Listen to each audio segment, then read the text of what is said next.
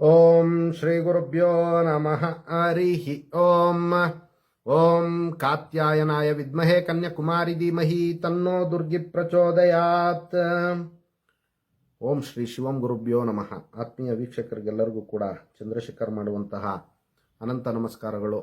ಎಲ್ಲರಿಗೂ ಕೂಡ ಜ್ಯೋತಿರ್ಮಯ ನಾಡಿ ಆಸ್ಟ್ರಾಲಜಿ ಚಾನಲ್ಗೆ ಸ್ವಾಗತವನ್ನು ಬಯಸ್ತಾ, ಈ ದಿನ ನಾವು ಮಾಘ ಸ್ನಾನದ ಒಂದು ಮಹಿಮೆ ಮತ್ತು ವಿಶೇಷಗಳನ್ನು ತಿಳಿದುಕೊಳ್ಳುವಂತಹ ಒಂದು ಪ್ರಯತ್ನವನ್ನು ಮಾಡೋಣ. ನೋಡಿ, ಮಾಘ ಸ್ನಾನದ ಮಹಿಮೆ ಅತ್ಯಂತ ಅಪಾರ ಮತ್ತು ಬಹಳ ಶ್ರೇಷ್ಠವಾದಂತಹ ಒಂದು ಕ್ರಿಯೆಯಾಗಿರ್ತಕ್ಕಂಥದ್ದು. ಇನ್ನು ಮಾಘ ಸ್ನಾನವನ್ನು 3 ಸಮಯದ ಒಂದು ಅನುಸಾರವಾಗಿ ಆಚರಣೆ ಮಾಡ್ಕೊಂಡ್ಬರುವಂಥದ್ದು ಪೂರ್ವದಿಂದಲೂ ಕೂಡ ಬಂದಿರುವಂತಹ ಒಂದು ವಿಚಾರ ಆಗಿರುತ್ತೆ.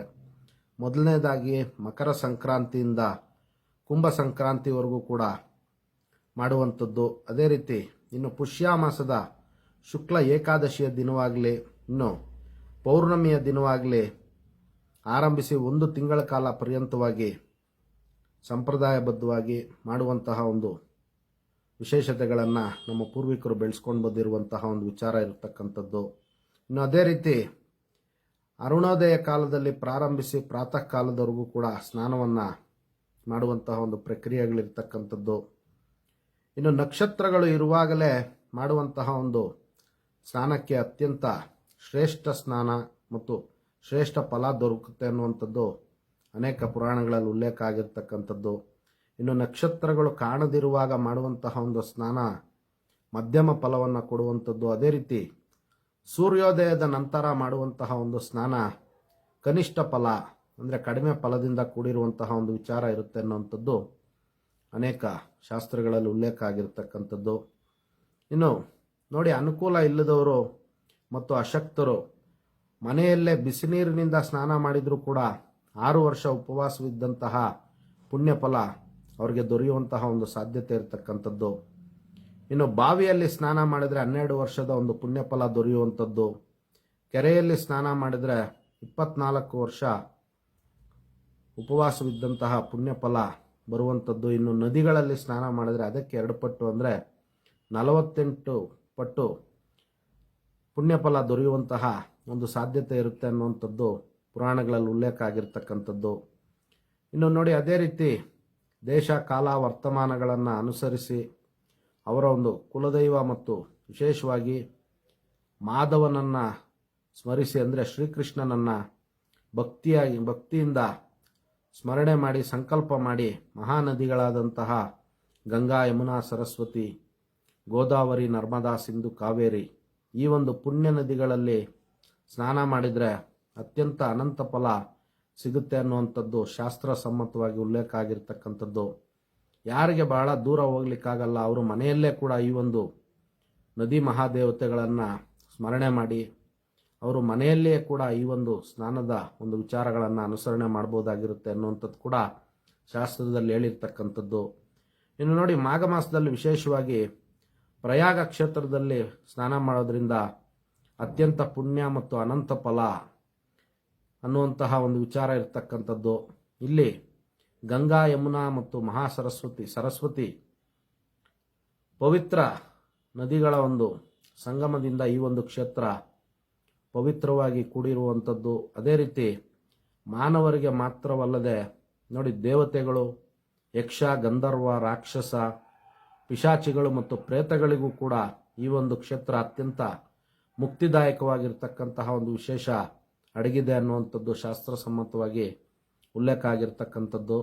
ಇನ್ನು ನೋಡಿ, ಮಾಘ ಮಾಸದಲ್ಲಿ ಪ್ರಯಾಗ ಸ್ನಾನವನ್ನು ಮಾಡಿದರೆ ಅವರಿಗೆ ಪುನಃ ಈ ಒಂದು ಪುನರ್ಜನ್ಮನೇ ಇಲ್ಲ ಅಥವಾ ಗರ್ಭವಾಸದ ಒಂದು ದುಃಖ ಇರೋದಿಲ್ಲ ಅನ್ನುವಂಥದ್ದು ವಿಚಾರ ಶಾಸ್ತ್ರೋಕ್ತವಾಗಿ ಹೇಳಿರುವಂಥದ್ದು. ಇನ್ನು ಗಂಗಾ ನದಿಯಲ್ಲಿ ಯಾರು ಒಂದು ಮಾಸ ಪೂರ್ತಿ ಸ್ನಾನ ಮಾಡ್ತಾರೋ ಅವ್ರಿಗೆ 4 ಯುಗಗಳ ಒಂದು ಪರ್ಯಂತ ಒಂದು ಸ್ವರ್ಗದಿಂದ ಭೂಮಿಗೆ ಅವರು ಬರೋದಿಲ್ಲ, 4 ಯುಗಗಳ ಕಾಲ ಅವರು ಸ್ವರ್ಗದಲ್ಲಿ ಇರಬಹುದು ಅನ್ನುವಂಥದ್ದು ಕೂಡ ಶಾಸ್ತ್ರದಲ್ಲಿ ಉಲ್ಲೇಖ ಆಗಿರ್ತಕ್ಕಂಥದ್ದು.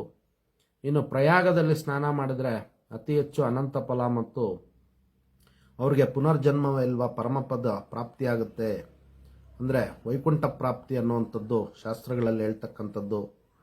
ಇನ್ನು ಕೊನೆ ಪಕ್ಷ ಎಲ್ಲೇ ಸ್ನಾನ ಮಾಡಿದ್ರೂ ಕೂಡ ಪ್ರಯಾಗ ಸ್ಮರಣೆಯನ್ನು ಮಾಡಬೇಕು ಎನ್ನುವಂತಹ ಮಾತನ್ನು ಕೂಡ ಶಾಸ್ತ್ರದಲ್ಲಿ ಉಲ್ಲೇಖ ಮಾಡಿರುವಂಥದ್ದು.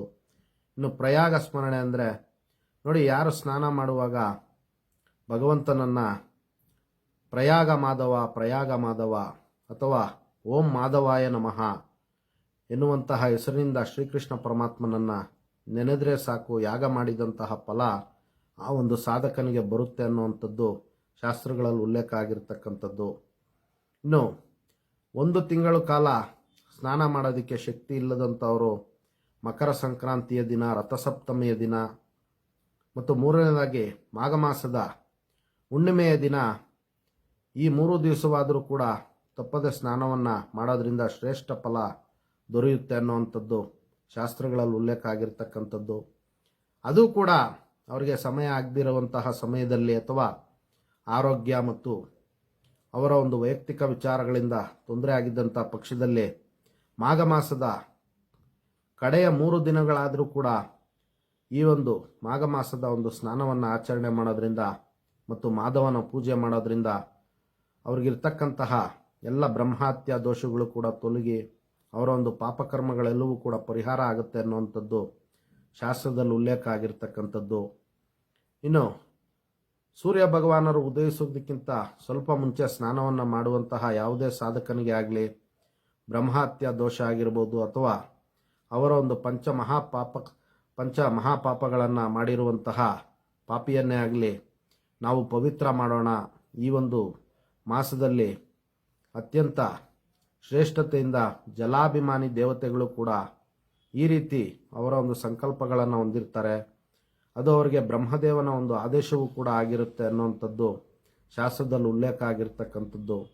ನದಿ ದೇವತೆಗಳು ಈ ಒಂದು ಸಾಧಕನ ಒಂದು ಪಾಪವನ್ನು ತೊಳಿಲಿಕ್ಕೆ ಅವರೇ ಉತ್ಸಾಹಪೂರಿತವಾಗಿರ್ತಾರೆ ಅನ್ನುವಂಥದ್ದು ಇಲ್ಲಿ ಹೇಳಿರ್ತಕ್ಕಂಥದ್ದು. ಅದೇ ರೀತಿ ನೋಡಿ, ಮಕರ ರಾಶಿಯಲ್ಲಿ ಸೂರ್ಯ ಭಗವಾನು ಪ್ರವೇಶ ಮಾಡಿದಾಗ ಈ ಒಂದು ಮಾಘ ಸ್ನಾನದ ಒಂದು ಪ್ರಾಶಸ್ತ್ಯ ಬರುವಂಥದ್ದು. ಇನ್ನು 1000 ಪಟ್ಟು ಫಲ ಅಧಿಕ ಪ್ರಾಪ್ತಿಯಾಗುತ್ತೆ ಈ ಒಂದು ಸಮಯ ಸಂದರ್ಭದಲ್ಲಿ ಪುಣ್ಯ ಜಲಗಳಲ್ಲಿ ಸ್ನಾನ ಮಾಡಿದಂಥ ಪಕ್ಷದಲ್ಲಿ.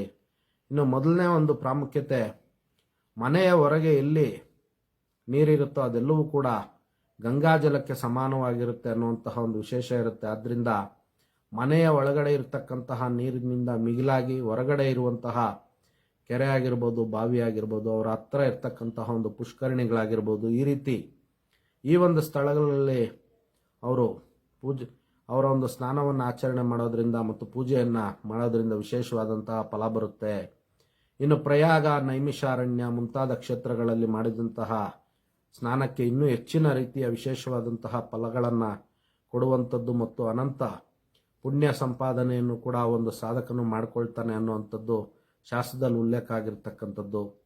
ಇನ್ನು ಮನೆಯ ಹತ್ತಿರದಲ್ಲೇ ಇರ್ತಕ್ಕಂತಹ ಒಂದು ಬಾವಿ ಆಗಿರ್ಬೋದು ಅಥವಾ ಅವ್ರಿಗೆ ಅನುಕೂಲ ಇಲ್ಲದಂತಹ ಒಂದು ವಿಚಾರಗಳಿದ್ದಂತಹ ಪಕ್ಷದಲ್ಲಿ ಮಾಘ ಮಾಸದ ಒಂದು ಸಮಯದಲ್ಲಿ ಮನೆಯವರೆಗೆ ಹೊಸದಾದಂತಹ ಒಂದು ಕುಂಭದಲ್ಲಿ ನೀರನ್ನು ಶೇಖರಣೆ ಮಾಡಿ ಇಡುವಂಥದ್ದು. ಸಂಜೆಯ ಸಮಯದಲ್ಲಿ ಹೊರಗೆ ಗಾಳಿಗೆ ಒಂದು ಸಂಪರ್ಕ ಬರುವಂತೆ ಇಡಬೇಕು. ನಂತರ ಬೆಳಿಗ್ಗೆ ಆ ಒಂದು ನೀರಿನಿಂದ ಸ್ನಾನ ಮಾಡಿದರೆ ಗಂಗಾ ಸ್ನಾನಕ್ಕೆ ಸಮ ಅನ್ನುವಂಥದ್ದು ಶಾಸ್ತ್ರಸಮ್ಮತವಾಗಿ ಹೇಳಿರ್ತಕ್ಕಂಥದ್ದು. ಇನ್ನು ಯಾವುದನ್ನು ಸ್ವರ್ಗದಲ್ಲಿ ಅಮೃತ ಅಂತ ಕರೀತಾರೋ ಆ ಅಮೃತವೇ ಭೂಮಿಯಲ್ಲಿ ಗಂಗಾ ಮುಂತಾದ ಪುಣ್ಯ ನದಿಗಳಾಗಿ ಹುಟ್ಟಿರುವಂಥದ್ದು.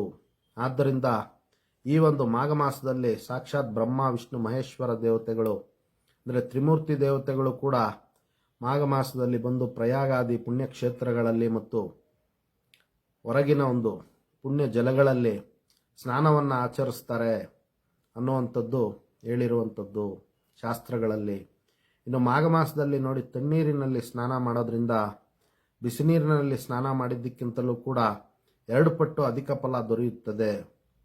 ಅದೇ ರೀತಿ ಇನ್ನು ಅಶಕ್ತರು ಮತ್ತು ಆರೋಗ್ಯದ ಒಂದು ಸಮಸ್ಯೆ ಇರುವವರು ಬಿಸಿನೀರಿನಲ್ಲೂ ಕೂಡ ಭಗವಂತನನ್ನು ನೆನೆದು ಓಂ ಮಾಧವಾಯ ನಮಃ ಅಥವಾ ಪ್ರಯಾಗ ಮಾಧವ ಈ ಒಂದು ಮಂತ್ರವನ್ನು ನೆನೆದು ಸ್ನಾನ ಮಾಡೋದ್ರಿಂದ ಅವ್ರಿಗೂ ಕೂಡ 100ರಷ್ಟು ಫಲ, ಶ್ರೇಷ್ಠ ಫಲ ದೊರೆಯುತ್ತೆ ಅನ್ನುವಂಥದ್ದು ಶಾಸ್ತ್ರಸಮ್ಮತವಾಗಿರ್ತಕ್ಕಂಥದ್ದು ಮತ್ತು ಈ ರೀತಿ ಭಕ್ತಿಯಿಂದ ಮಾಘಸ್ನಾನವನ್ನು ಆಚರಣೆ ಮಾಡಿದಂತಹ ವ್ಯಕ್ತಿಗಳಿಗೆ ಅವರ ಒಂದು ಜೀವಿತ ಕಾಲದಲ್ಲಿ ವಿಶೇಷವಾದಂತಹ ಪುಣ್ಯಫಲ ಮತ್ತು ಎಲ್ಲ ವಿಧವಾದಂತಹ ಭೋಗಭಾಗ್ಯಗಳನ್ನು ಅವರು ಅನುಭವಿಸಿ ಮೋಕ್ಷಕ್ಕೂ ಕೂಡ ಅರ್ಹತೆಯನ್ನು ಹೊಂದುತ್ತಾರೆ ಅನ್ನುವಂಥದ್ದು ಪುರಾಣಗಳಲ್ಲಿ ಉಲ್ಲೇಖ ಆಗಿರ್ತಕ್ಕಂಥದ್ದು.